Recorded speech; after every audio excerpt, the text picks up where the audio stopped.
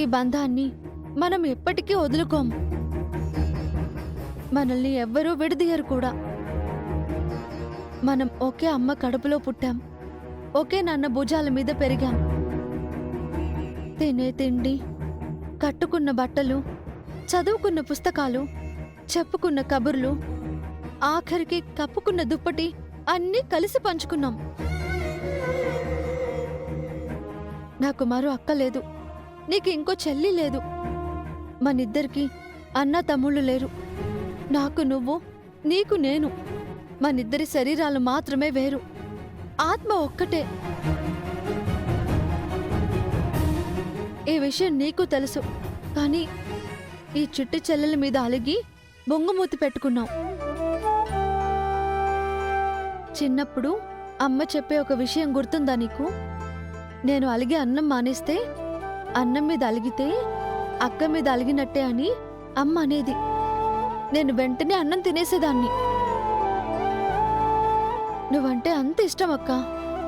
నేను దేన్నైనా వదిలేస్తాను, కానీ నిన్ను వదిలేయను. నీ కష్టాన్ని నిన్ను విడిచిపెట్టను. సూర్యబావను విడిపించడానికి, నీ కాపురం నిలబెట్టడానికి నా వల్ల అయిన ప్రయత్నం నేను చేస్తానక్కా. నేను ఎందుకు వెళ్ళిపోమన్నానో, నేను కారణం చెప్పినా నువ్వు నమ్మలేదు.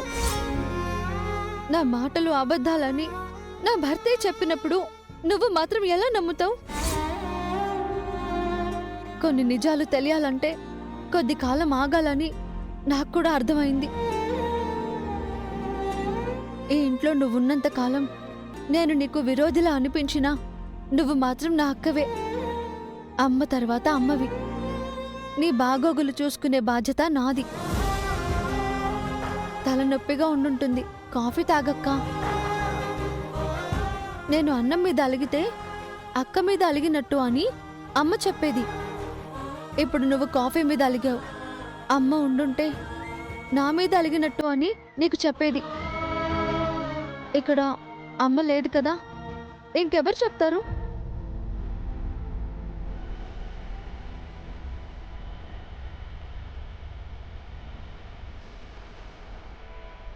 ఈ కాఫీయే చెప్పాలి.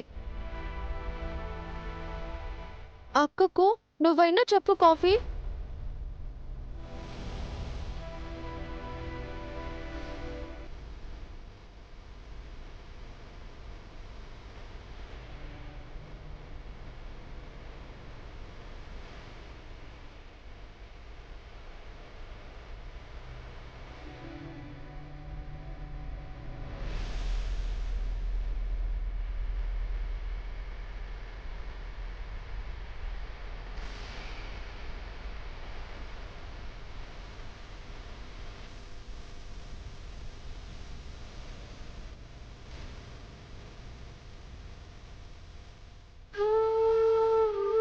సూర్య త్వరగా రిలీజ్ అయితే బాగుండు.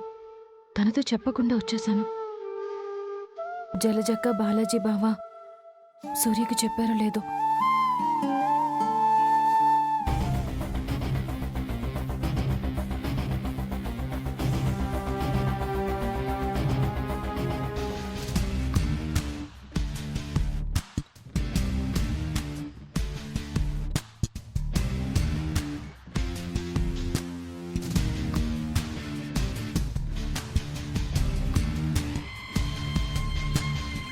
సూర్య,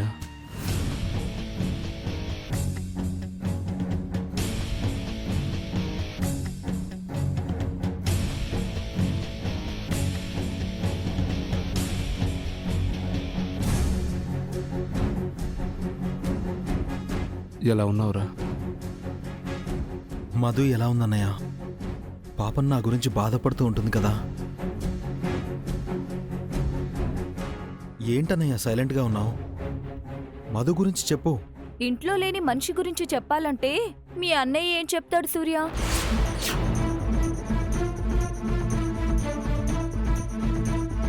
మధు ఇంట్లో లేదా? లేదు. వాళ్ళ నాన్నింటికి వెళ్ళిందా? మహాలక్ష్మి గారింటికి వెళ్ళింది.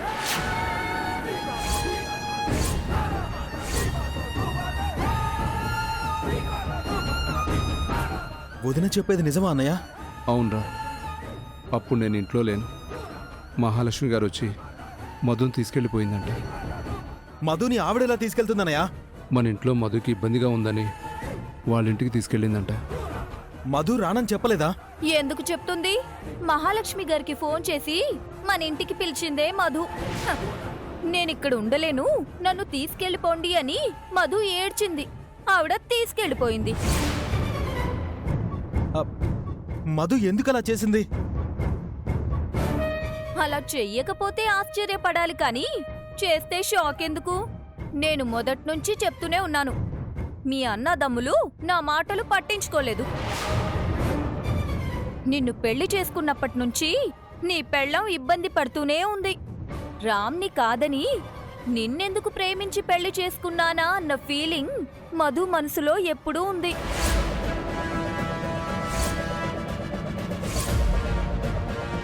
ఒకసారి మహాలక్ష్మి గారింటికి వెళ్ళొచ్చింది కదా, ఇంద్రభవనం లాంటి ఆ ఇల్లు, కళ్ళు చెదిరే ఆ ఐశ్వర్యం, స్వర్గలోకంలో ఉండే ఆ సౌకర్యాలన్నీ చూశాక మన దరిద్రం మీద మధుకి మనసు విరిగిపోయింది.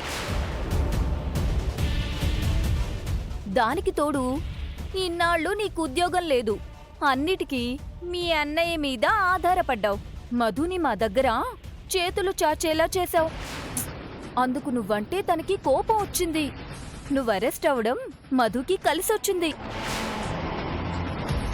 మంచి జీవితం వెతుక్కొని వెళ్ళిపోయింది.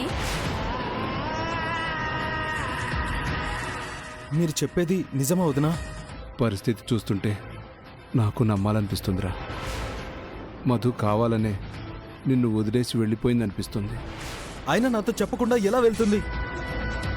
నీతో చెప్తే నువ్వు వెళ్ళనివ్వవు కదా సూర్య. నేను బయటికి వచ్చాక మధు సంగతి తేలుస్తాను. మీరు చెప్పేది నిజమైతే దాని అంతు చూస్తాను. ఆవేశపడకు సూర్య, ముందు నువ్వు బయటపడే మార్గం ఆలోచించాలి. మేం బయలుదేరతాం. నువ్వెలా బయటపడతావో ఏమో, బయటికొస్తావో జైలుకెళ్తావో అంతా పైవాడికే తెలియాలి.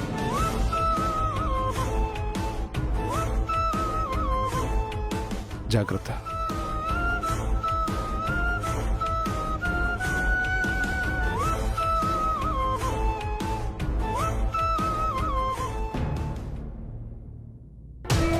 మీరు చెప్పిందంతా విన్నాక ఈ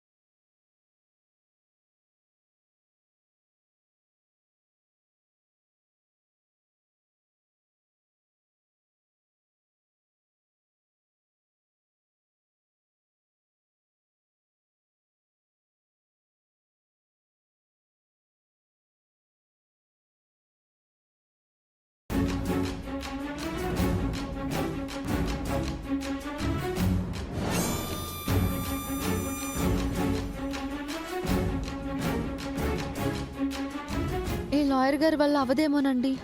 ఇంకో లాయర్ గారి దగ్గరికి వెళ్దామా? ఏ లాయర్ దగ్గరికి వెళ్ళినా ఇలాంటి ఆన్సరే వస్తుంది సీత. మరి మా అక్క పరిస్థితి ఏంటండి? మా బావని ఎలా విడిపించాలి? ఆ విషయం మా పిన్ని చూసుకుంటుంది కదా, నువ్వెందుకు కంగారు పడుతున్నావు?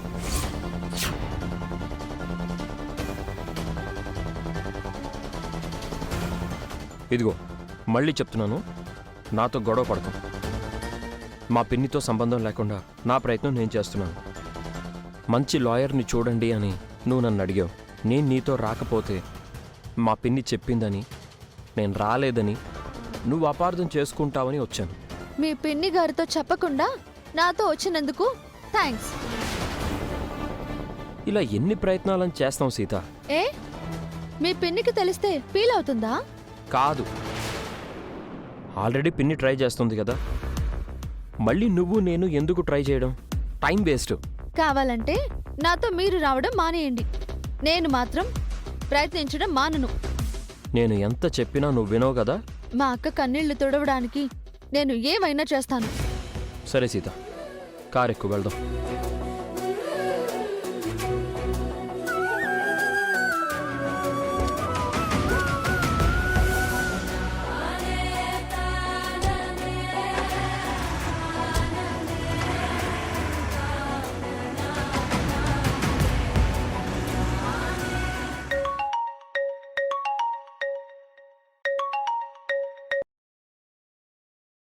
చెప్పండి మేడం. వాళ్ళొచ్చారా? ఇప్పుడే వచ్చి వెళ్ళారు మేడం. వాళ్ళతో ఏం చెప్పారు? మీరు చెప్పినట్టుగా వీలు కాదు అని చెప్పాను మేడం. గుడ్. మీరే కాదు, మీకు తెలిసిన లాయర్స్ అందరికీ ఈ కేస్ గురించి చెప్పి కోఆపరేట్ చెయ్యొద్దు అని చెప్పండి. ఆల్రెడీ మా గ్రూపులో మెసేజ్ పాస్ చేశాను మేడం. Very good. ఇప్పుడే మీకు ఫీజు పంపిస్తాను, చూసుకోండి. Thank you madam. ఉంటాను.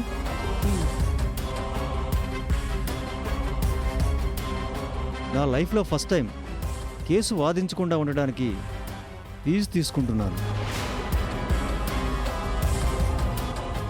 వసే సీత, నాతో ధర్మయుద్ధం చేసి గెలుస్తావా?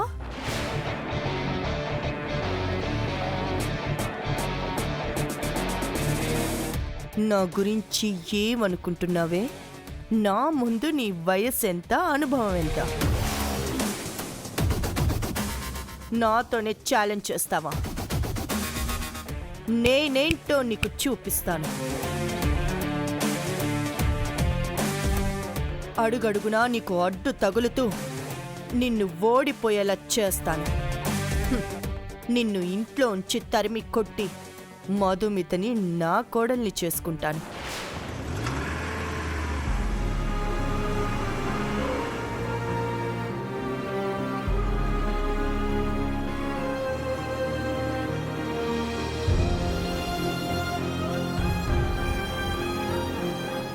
మామా, ఉమ్, నువ్వు నాకు అన్యాయం చేయవు కదా? ఏంటా పిచ్చి ప్రశ్న? నాకు భయంగా ఉంది మామా. దేనికి భయం? ఎక్కడా నువ్వు నన్ను వదిలేస్తావో అని. అలాంటి పిచ్చి ఆలోచనలు మానే. ఎలాంటి పరిస్థితుల్లో కూడా నువ్వు నన్ను వదలవు కదా మామా? ముందు ఆ ఆలోచనలు వదిలేయమంటున్నాను. ఎందుకో తెలియదు మామా, బెంగగా ఉంది. నేను నీ పక్కన ఉన్నాను కదా, ఇప్పుడున్నావు. ఎప్పటికీ ఉంటాను. నిజమా? నీ మీదొట్టు.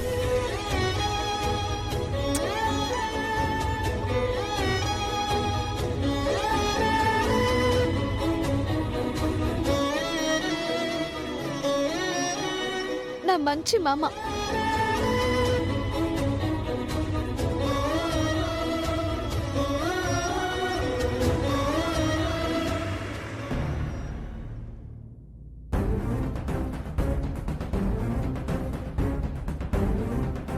సూర్యబాబును నిన్ను విడదీసి, నన్ను నా భర్తను విడదీసి, నా భర్తతో నీకు పెళ్లి చేసి నిన్ను ఇంట్లో శాశ్వతంగా ఉంచుకోవాలని చూస్తుంది.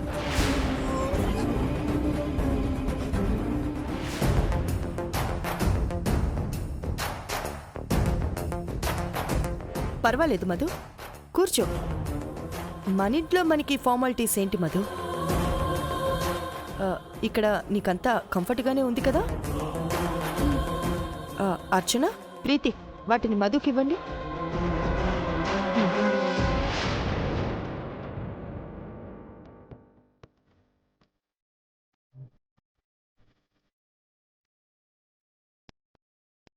ఏంటండి ఇవి? నీకోసం కొన్ని డ్రెస్లు, సింపుల్గా నగలు. ఎందుకండి ఇవి? ఎందుకేంటి మధు, నువ్వు వేసుకోవడానికి? నేను ఊరు నుంచి తెచ్చుకున్నాను కదండి. ఏవో 4 శారీస్ తీసుకుని నాతో వచ్చేసా. రోజు అవే కట్టుకుంటావా? అంటే అది మా ఇంట్లో ఉండేవాళ్ళు ఏ లోటు లేకుండా ఉండాలనేది మా పిన్ని కోరిక.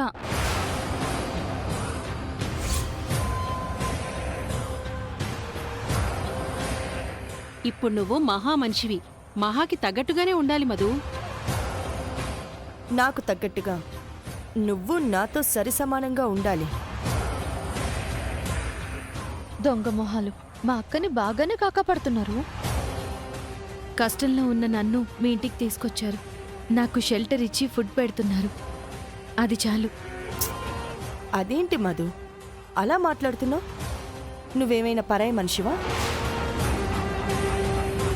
నువ్వు మా సొంత మనిషివి మధు, మా ఇంటి మనిషివి. నా మీద మీరు చూపిస్తున్న అభిమానానికి చాలా థ్యాంక్స్ అండి. సూర్యని త్వరగా విడిపించండి, నేను వెళ్ళిపోతాను. ఆ, నేను నా ప్రయత్నం చేస్తున్నాను మధు. సూర్య తప్పకుండా బయటకొస్తాడు. కొంచెం టైం పడుతుంది. నేను ఇక్కడ ఉండడం మా అమ్మా నాన్నలకి ఇష్టం లేదండి. అమ్మ పెట్టదు అడుక్కు తిన్నివదు అని వాళ్ళెలాగూ నీకు హెల్ప్ చేయరు. మహా చేస్తుంటే కోపడుతున్నారు. వాళ్ళ గురించి వదిలే వదినా, వాళ్ళు వెళ్ళిపోయారుగా.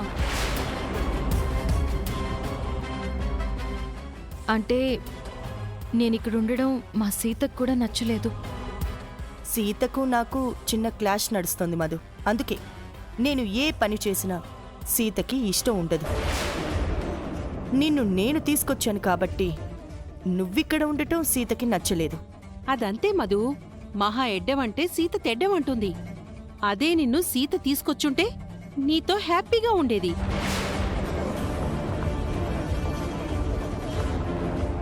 సీత గురించి కూడా వదిలే వదినా, నువ్వు హ్యాపీగా ఇక్కడ ఉండొచ్చు.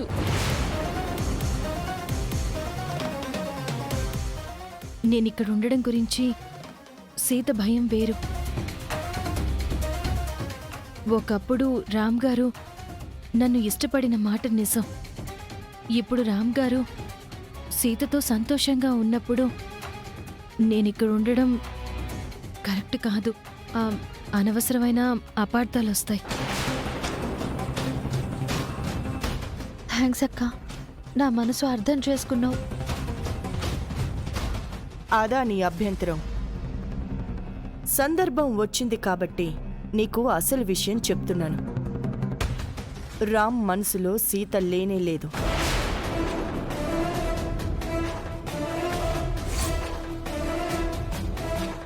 రామ్ సీతని ఇష్టపడి పెళ్లి చేసుకోలేదు, తప్పక చేసుకున్నాడు.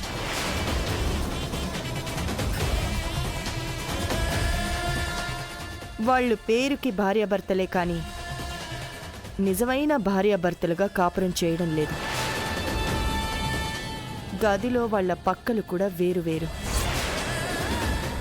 రామ్ బెడ్ మీద పడుకుంటే సీత కింద చాపేసుకొని పడుకుంటుంది.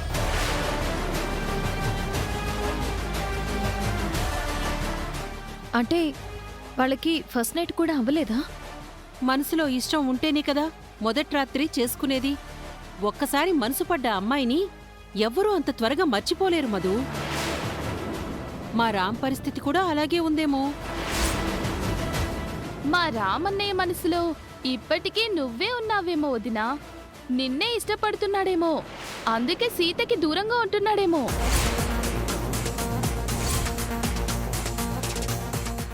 ఏయ్ ప్రీతి, ఏంటా మాటలు? నీ వయసుకు తగ్గట్టుగా మాట్లాడు. సారీ మధు, నీకు పెళ్ళి అయిపోయింది కాబట్టి మేము ఇంతకంటే ఎక్కువ మాట్లాడకూడదు.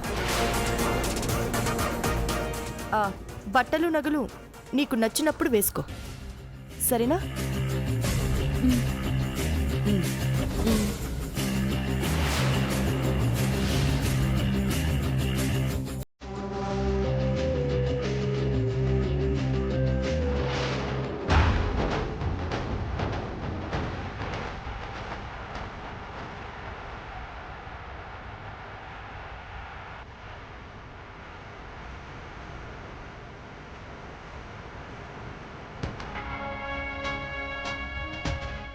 నా కాపురం గురించి మా అక్కతో చాడీలు చెప్తారా?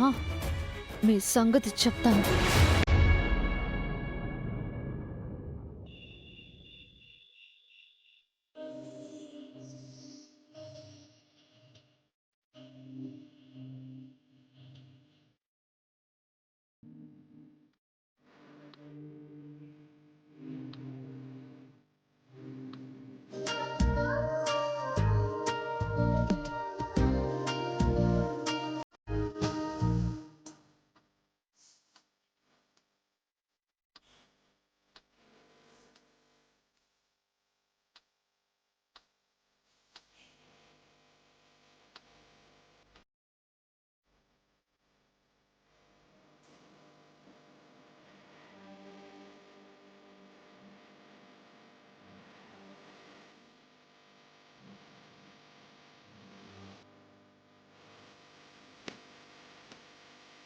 ఓరగాను అలా చూడు సారిలా సందు వేలి అలా మరచి కంట్రోల్ రామ్ కంట్రోల్